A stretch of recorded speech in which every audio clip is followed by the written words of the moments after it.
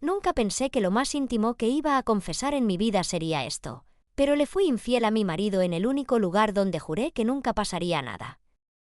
Y lo peor no es eso. Lo peor es que, por primera vez en años, me sentí viva. Mi nombre no importa. Podría ser cualquiera de nosotras. Una mujer normal, casada desde hace 12 años, con una rutina tan perfectamente ordenada que a veces dolía. Mi marido, él es bueno. Demasiado bueno. De esos hombres que no gritan, que no engañan, que no fallan. De esos que llegan a casa a la misma hora, que preguntan cómo estuvo tu día aunque ya sepan la respuesta, que te besan en la frente antes de dormir. Y yo me fui apagando sin darme cuenta. No hubo una pelea grande. No hubo un drama. Solo silencio. Días iguales. Miradas que ya no buscaban. Manos que ya no se encontraban en la oscuridad. Creo que la primera vez que lo noté fue una noche en la que me quedé despierta mirando el techo, y me di cuenta de que no recordaba la última vez que había deseado a mi propio marido. Todo empezó en un lugar ridículo. Un ascensor. Sí, un ascensor que se quedó atascado entre 2 pisos. Yo iba tarde, como siempre. Llevaba una bolsa, el móvil, las llaves, todo desordenado, como mi cabeza. Y él estaba ahí dentro. Ya estaba cuando entré. No nos miramos al principio.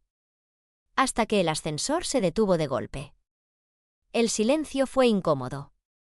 Luego una risa nerviosa. Luego otra. Genial, dije.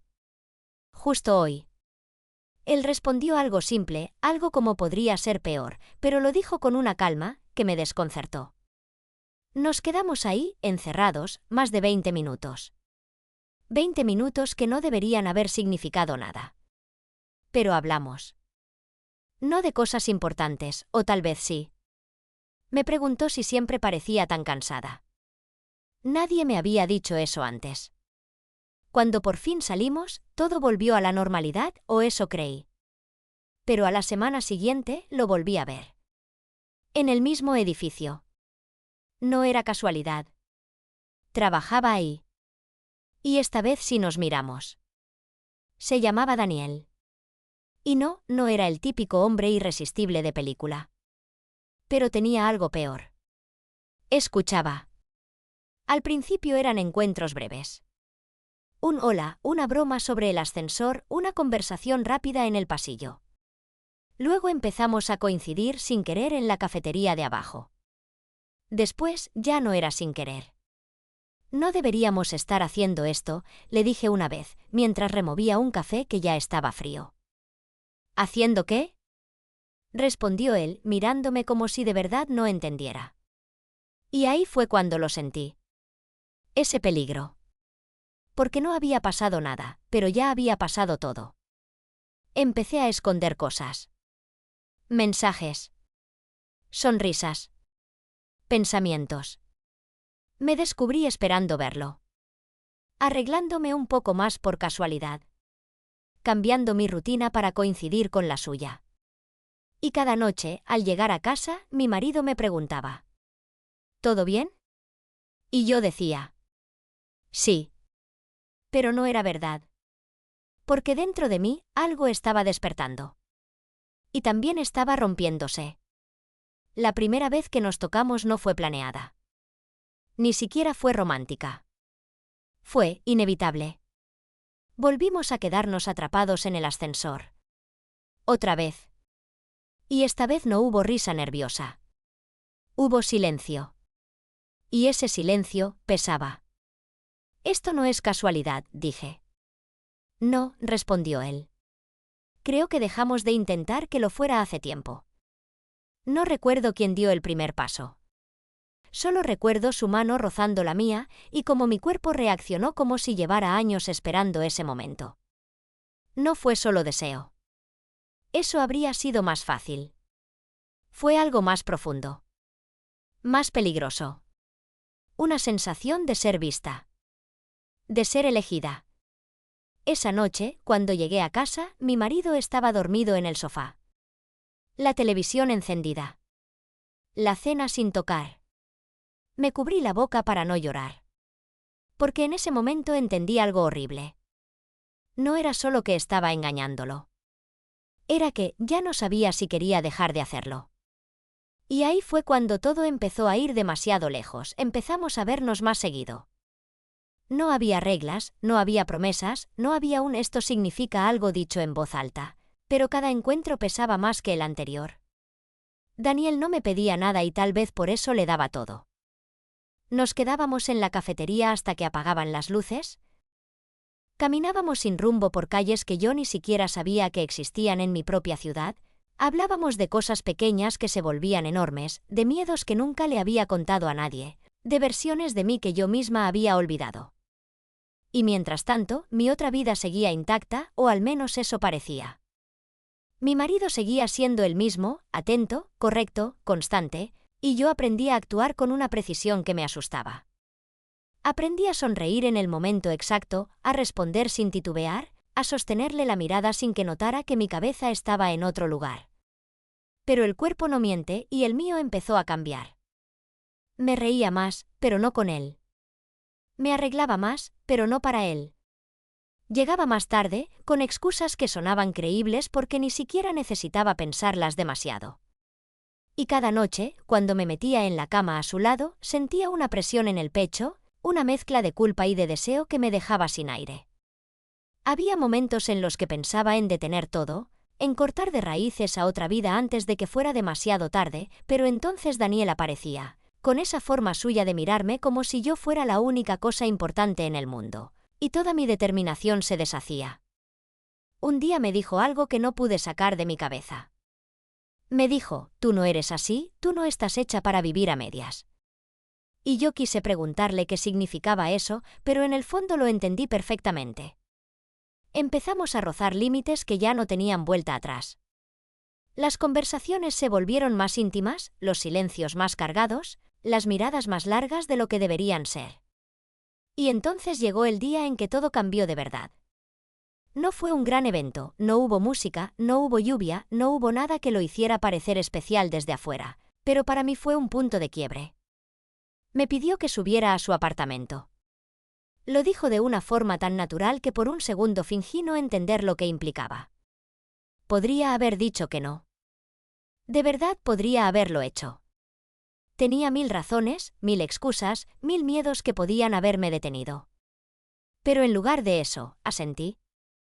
Recuerdo cada detalle de ese momento. La forma en que mi mano tembló cuando cerré la puerta detrás de mí. El sonido de mis pasos en ese pasillo que parecía más largo de lo que era. El silencio entre nosotros, denso, casi insoportable. Y cuando por fin me miró, supe que ya no había retorno. Lo que pasó después no fue solo físico, no fue solo una traición de cuerpo, fue una entrega completa, brutal, honesta. Fue como si durante años hubiera estado conteniendo algo que de pronto se desbordó sin control. Y lo más aterrador fue que no me sentí mal en ese momento. No sentí culpa, no sentí miedo, no sentí nada de lo que se supone que debía sentir. Me sentí libre. Y eso fue lo que me rompió por dentro. Porque cuando me fui de ahí, cuando volví a casa, cuando abrí la puerta y vi a mi marido sentado en la mesa esperándome, supe que había cruzado una línea que ya no podía borrar. Él levantó la mirada, me sonrió, me preguntó si había cenado, y yo asentí mientras dejaba el bolso sobre la silla, intentando que mis manos no temblaran. Se acercó, me besó en la mejilla, y en ese instante tuve que contener el impulso de apartarme. No porque no lo quisiera, sino porque algo dentro de mí ya no encajaba. Esa noche no pude dormir. Me giré una y otra vez en la cama, escuchando su respiración tranquila, sintiendo el peso de lo que había hecho aplastándome lentamente. Pensé en decirle la verdad. Pensé en despertarlo, en sacudirlo, en confesarle todo antes de que fuera demasiado tarde. Pero no lo hice. Y no lo hice porque en el fondo sabía que no quería que terminara. Y así empezó la doble vida de verdad. Dejamos de ser un accidente, dejamos de ser una coincidencia, nos convertimos en una decisión. Empezamos a vernos en su apartamento, en hoteles pequeños, en cualquier lugar donde nadie pudiera reconocernos. Cada encuentro era más intenso, más profundo, más peligroso. Ya no era solo deseo, era dependencia. Era necesidad. Y lo peor es que también empezamos a hablar de cosas que no deberíamos haber tocado. Del futuro. De lo que pasaría si todo salía a la luz. De lo que queríamos realmente. Y yo empecé a darme cuenta de algo que me aterraba más que la infidelidad misma. Empecé a preguntarme si estaba enamorándome de él. Intenté negarlo.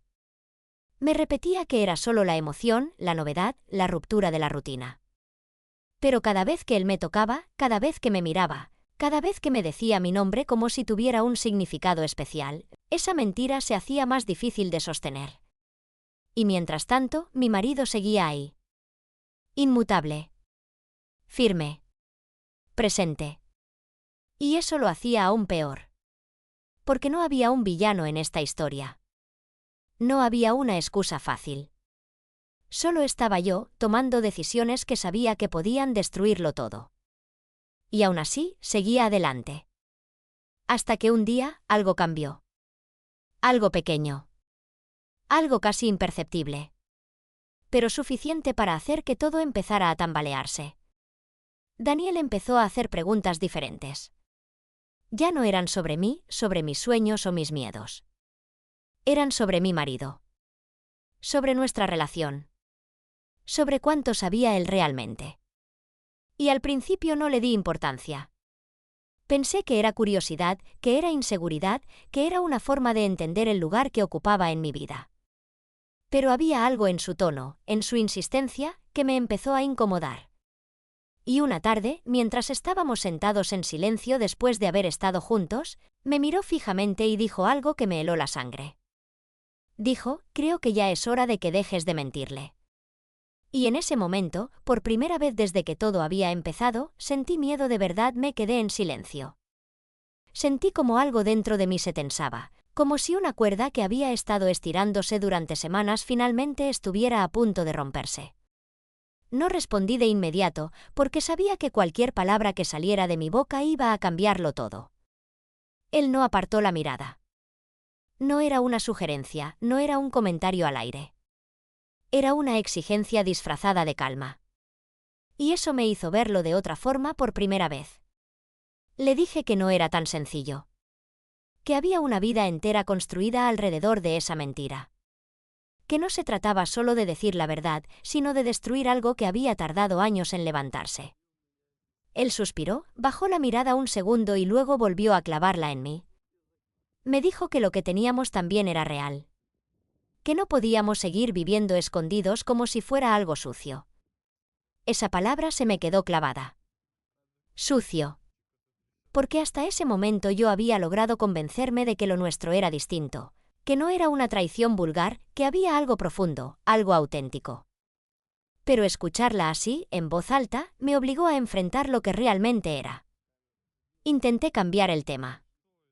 Me levanté, empecé a vestirme, fingí prisa. Él se levantó también, me tomó del brazo con suavidad pero con firmeza. Me dijo, no puedes seguir huyendo. Y en ese instante sentí algo que no había sentido antes con él. Presión. Una presión que no venía de la situación, sino de él. Me solté con más brusquedad de la que esperaba. Le dije que no me hablara así. Que no tenía derecho a exigirme nada. Su expresión cambió. No fue enojo, no fue tristeza. Fue algo más frío. Más calculado. Me dijo que sí tenía derecho. Y esa frase me atravesó de una forma que no supe explicar en el momento. Salí de ahí sin despedirme. Bajé las escaleras casi corriendo, con el corazón latiéndome en la garganta. Esa noche no fui a casa de inmediato. Caminé durante horas sin rumbo, intentando ordenar algo que ya estaba completamente desordenado. Por primera vez, Daniel dejó de ser ese refugio perfecto. Empezó a parecerse a un problema. Y eso me asustó más que cualquier otra cosa. Cuando finalmente llegué a casa, mi marido estaba despierto. Sentado en el sofá, con la televisión apagada. Eso ya era extraño. Me miró de una forma diferente. No era la mirada tranquila de siempre. Había algo ahí. Algo que no supe identificar al principio. Me preguntó dónde había estado. Y aunque la pregunta era la misma de siempre, el tono no lo era. Respondí lo de siempre. Trabajo. Cansancio. Tráfico. Mentiras que ya me sabía de memoria. Pero esta vez no parecieron suficientes. Se levantó despacio, se acercó a mí y por un momento pensé que iba a decir algo más. Pero no lo hizo.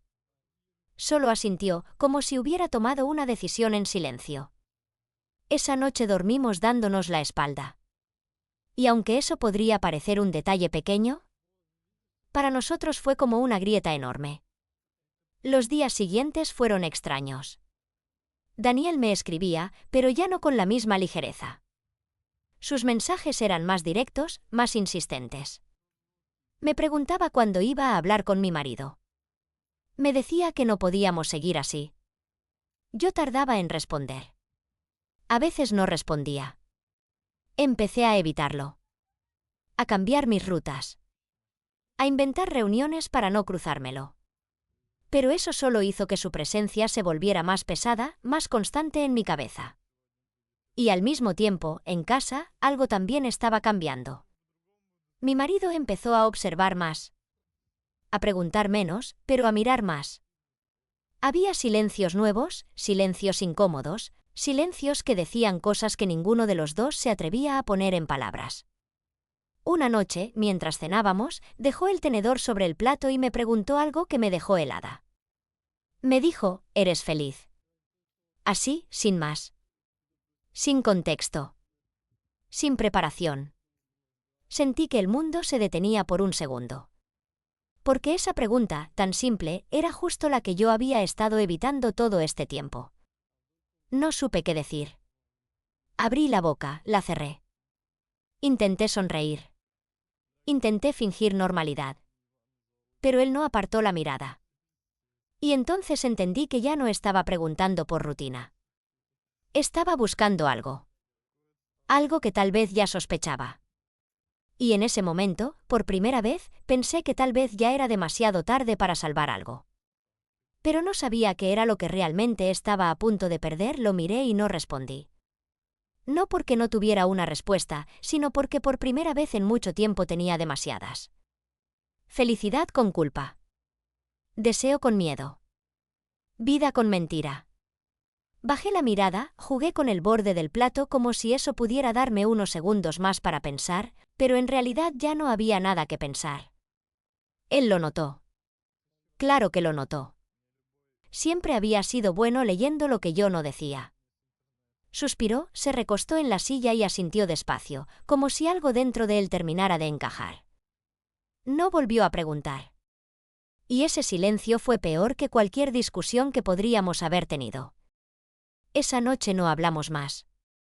Recogimos la mesa en automático, cada uno en su lado, como dos extraños que conocen demasiado bien los movimientos del otro. Cuando nos acostamos, supe que no estaba dormido, aunque mantenía los ojos cerrados. Yo tampoco pude dormir. Y en algún punto de la madrugada, tomé una decisión. No podía seguir así. No podía seguir viviendo en ese punto intermedio donde todo estaba a punto de romperse pero nada terminaba de hacerlo. Al día siguiente le escribí a Daniel. Le dije que teníamos que vernos. Que iba a hablar con mi marido. Que esto no podía seguir siendo un secreto. Tardó en responder. Más de lo normal. Y cuando lo hizo, su mensaje fue corto. Demasiado corto. Dijo, ven hoy. Necesitamos hablar. Ese necesitamos me hizo sentir un nudo en el estómago. Pero aún así fui. Todo el camino hasta su apartamento sentí una presión constante en el pecho, como si algo estuviera mal, como si una parte de mí supiera que lo que iba a pasar no era lo que yo esperaba. Cuando llegué, la puerta estaba entreabierta. Eso ya era extraño. Entré despacio, llamándolo por su nombre. No respondió de inmediato. Caminé unos pasos más y entonces lo vi. Estaba sentado en la sala. Pero no estaba solo. Mi marido estaba ahí. Sentado frente a él. En silencio. Esperándome. El mundo se me vino abajo en un segundo. No entendía nada. Miré a uno, luego al otro, buscando alguna señal, alguna explicación, cualquier cosa que me dijera que eso no estaba pasando de verdad. Pero ambos me miraban. Y lo peor era que ninguno parecía sorprendido. Yo era la única que no sabía lo que estaba pasando. Intenté hablar, pero no me salían las palabras. Mi marido fue el primero en romper el silencio. Me dijo, siéntate. Su tono era tranquilo. Demasiado tranquilo. Eso me dio más miedo que cualquier grito. Negué con la cabeza. Pregunté qué significaba todo esto. Pregunté desde cuándo. Pregunté por qué. Y entonces Daniel sonrió. No como antes. No con calidez. Sino con algo que no le había visto nunca. Algo frío. Y dijo algo que me dejó sin aire. Dijo, ya no hacía falta que mintieras más. Porque él ya lo sabía todo. Sentí que el suelo desaparecía bajo mis pies. Miré a mi marido, esperando ver rabia, dolor, cualquier emoción humana que pudiera entender. Pero lo que vi fue otra cosa. Cansancio. Un cansancio profundo, antiguo. Me dijo que no había sido casualidad. Que el ascensor no se había detenido por accidente. Que Daniel no era un desconocido. Que todo había empezado mucho antes de que yo siquiera supiera qué estaba pasando. Me explicó, con una calma que me rompía por dentro, que llevaba meses sospechando. Que había visto los cambios, las ausencias, las pequeñas grietas en mi comportamiento. Y en lugar de enfrentarlo directamente, decidió hacer algo distinto. Algo que, según él, le daría la verdad sin necesidad de arrancármela. Daniel era alguien que él conocía. No un amigo cercano, no alguien importante en su vida, pero lo suficiente como para confiar en que podría acercarse a mí sin levantar sospechas. Al principio, dijo, solo quería confirmar lo que temía. Ver hasta dónde llegaba. Ver si realmente era capaz de traicionarlo o si todo estaba en su cabeza. Pero las cosas se salieron de control. Porque lo que empezó como una prueba, se convirtió en algo real. Daniel bajó la mirada en ese momento. Por primera vez desde que entré, parecía incómodo. Y ahí entendí que no todo había sido un plan perfecto. Que en algún punto, él también cruzó una línea que no esperaba cruzar. Yo no podía respirar. No podía procesar lo que estaba escuchando. Todo lo que había sentido, todo lo que había vivido, todo lo que creí que era mío, estaba contaminado desde el principio. Pregunté si todo había sido una mentira.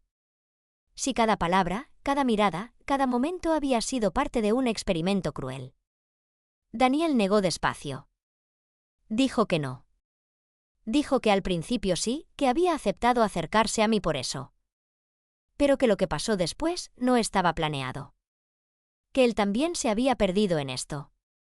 Que también se había equivocado. Pero ya era demasiado tarde para esas explicaciones. Porque en ese momento, lo único claro era que yo había sido el centro de algo que no entendía. Una traición dentro de otra traición. Un juego que terminó convirtiéndose en una realidad que nos destruyó a los tres. Mi marido se levantó. Me miró por última vez y dijo algo que todavía me persigue. Dijo, no quería perderte, pero tampoco quería seguir viviendo con una mentira. Y ahora, ya no tengo ninguna de las dos cosas.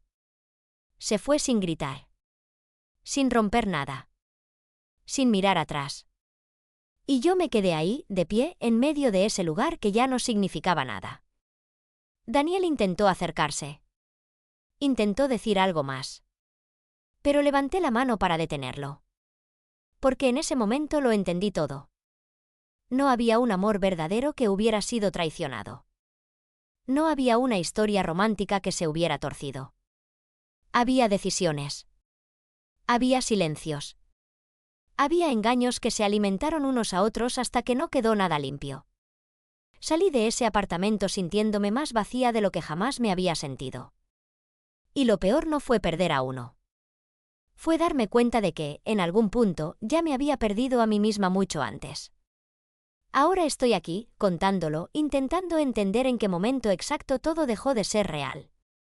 Dime, si hubieras estado en mi lugar, ¿Habrías querido saber la verdad desde el principio o habrías preferido seguir viviendo en una mentira perfecta?